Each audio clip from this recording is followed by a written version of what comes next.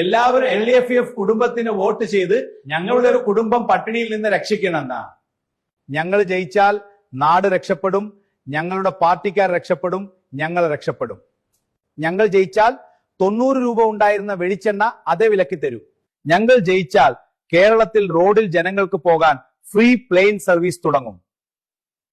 എല്ലാവർക്കും അതിൽ കയറി അപ്പം വിൽക്കാം.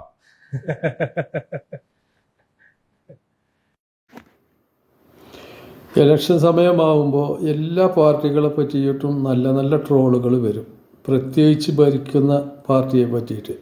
എന്നാൽ ഇതിൽ പലതും നമുക്ക് ചിന്തിക്കേണ്ട കാര്യങ്ങളുള്ളതാണ്.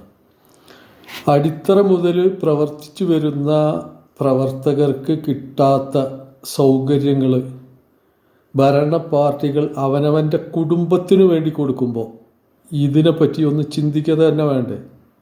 എല്ലാവരും ഒന്ന് ചിന്തിക്കുന്നത് നല്ലതായിരിക്കും.